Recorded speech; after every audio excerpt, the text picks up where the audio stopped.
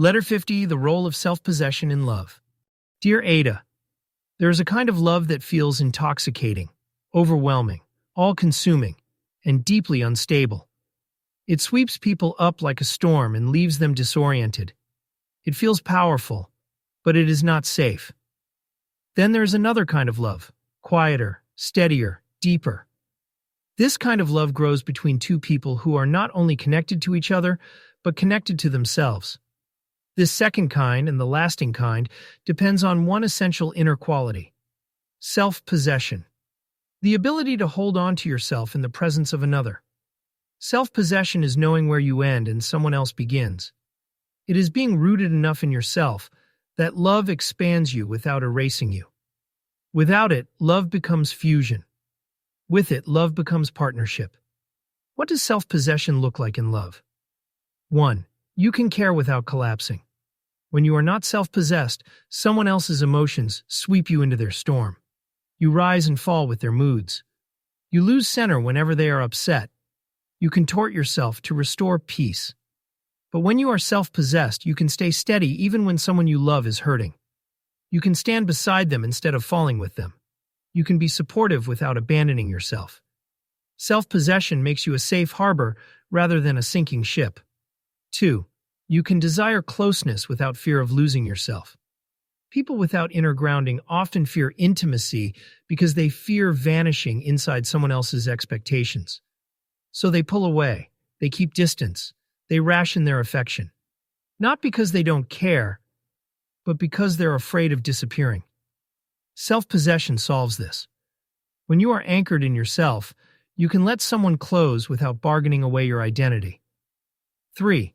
You can say no without guilt and yes without resentment. Boundaries feel threatening only when your sense of self is fragile. When you are self-possessed, boundaries are not walls. They are clarity. They protect connection rather than obstruct it. You can decline without fear. You can accept without obligation. You can make choices instead of reflexive sacrifices. Love becomes voluntary rather than performative. 4. You don't require someone else to regulate your inner world. A partner can comfort you, calm you, support you, but they cannot be responsible for your emotional balance. When you lack self-possession, the relationship becomes a dependency. Your stability lives inside your partner rather than inside yourself. But when you are self-possessed, your emotions become your responsibility. You bring calm into the relationship rather than extracting it from the other person.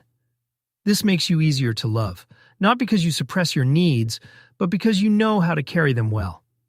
5. You can love someone for who they are, not for what they provide. Without self-possession, people use relationships to fill voids. Voids of loneliness, insecurity, uncertainty, or unhealed wounds. Then love becomes conditional. It becomes extracting rather than offering. But when you are self-possessed, you enter love from fullness, not desperation. You choose someone, but you do not clutch them. You cherish them, but you do not consume them. You are nourished by the relationship, not dependent on it for survival. Aida, here is the heart of it. Self-possession is the anchor that allows love to remain free. It keeps you honest with yourself and steady with others. It prevents the relationship from becoming distorted by fear. It protects intimacy from becoming entanglement. It allows closeness without chaos, connection without collapse. Self-possession is not emotional distance.